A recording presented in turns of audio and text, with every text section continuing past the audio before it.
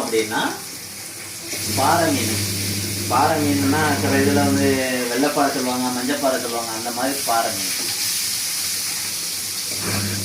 பக்கத்தில் பாறை மீன் பொரியுது, இங்கிட்டு வந்து பறக்குது. இது வந்து பாறை மீன் குழம்பு, மீன் குழம்பு. இது கருவேப்பிலை போட்டால் நல்லா இருக்குன்னு சொன்னாங்க. அதனால கருவேப்பிலையும் சின்ன வெங்காயம். கருவேப்பிலை இருக்கிற மீன் இருக்க விட கருவேப்பிலை அதிகமாக இருக்குது. ஆமாம், சும்மா ஒரு டேஸ்ட்டுக்காக அதை நேரம் ஒன்றும் கிடையாது. மீனையே மறைச்சது கருவேப்பிலை.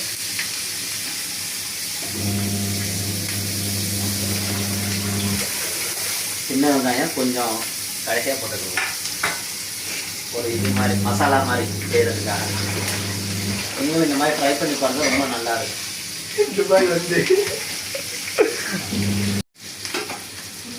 இந்த மாதிரி வீட்டில் ட்ரை பண்ணுங்க.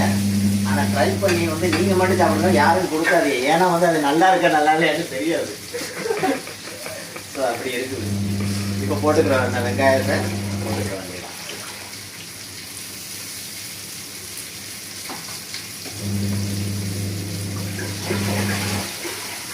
நான் சின்ன வெங்காயம் போடுறேன், நீங்கள் சின்ன வெங்காயம் போட்டாலும் சரி, பெரிய வெங்காயம் போட்டாலும் சரி, அது ஒரு சின்ன மசாலா மாதிரி இருக்கும், நல்லா கிடைக்காது, கிரேவி மாதிரி இருக்கும். அவ்வளோ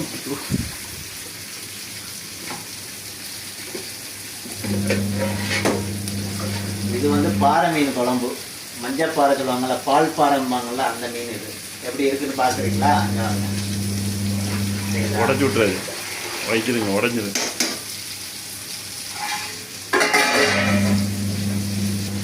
என்னடா வெளிநாட்டுக்கு வந்திருக்கானே, சம்பாதிக்க வந்திருக்கானா இல்லை திங்க வந்திருக்கானான்னு நினைக்காதீங்க. திண்டது போத சம்பாதிக்க முடியும்.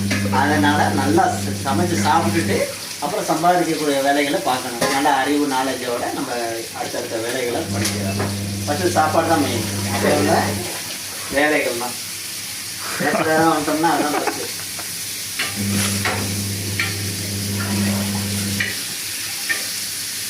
வெங்காயம்லாம் அப்படியே அந்த மசாலாவில் பரவி அப்படியே ஒரு ஒரு வித்தியாசமான டிஷ்ஷாக தெரியும். அது பயங்கர டிஷ்ஷாக இருக்கும்.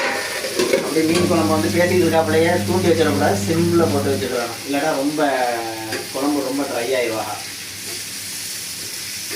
பாறை மீன் பொரியல், பாறை மீன் குழம்பு, ஒரு மசாலா, மீன் மசாலா எப்படி இருக்குன்னு திங்கப்போ உங்களுக்கு காமிக்கிறேன். எப்படி இருக்குன்னு நீங்கள் கமெண்டில் சொல்லுங்கள், சப்ஸ்கிரைப் பண்ணிடுங்க.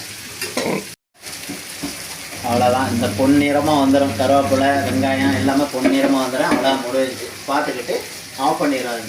தான் அப்புறம் சாப்பிடும்போது டேஸ்ட்டை பார்த்துட்டு வேறு லெவல். அவ்வளோதான்.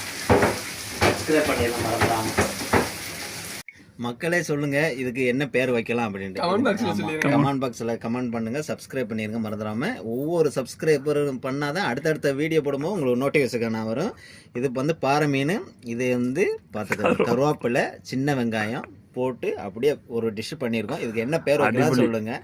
இது நாங்கள் வந்து தொக்குன்னு சொல்லுவோம் எங்கள் ஏரியாவில். தொக்குன்னா அது ஒரு கிரேவி மாதிரி. நீங்கள் என்னங்கிறத நீங்கள் கமெண்டில் சொல்லுங்கள், என்ன பேர் வைக்கலாங்கிறத சொல்லுங்கள். போதும் போதும். Very good. சுற்றி எடுங்க ரூம் எல்லாத்தையுமே. அவ்வளோதான்.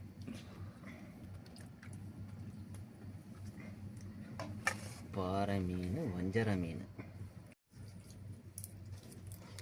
அங்கே எப்படி இருக்கு பாருங்க, அழகா இருக்குது. பார்த்தீங்களா? வீடியோ எடுக்கிறவர் என்ன சொல்கிறாரு, திங்கிறதுக்கு முன்னாடியே அழகாக இருக்குங்கிறிய அப்படிங்கிறாப்புல. வேறு லெவலில் இந்த மாதிரி செஞ்சு சாப்பிட்டு பாருங்க.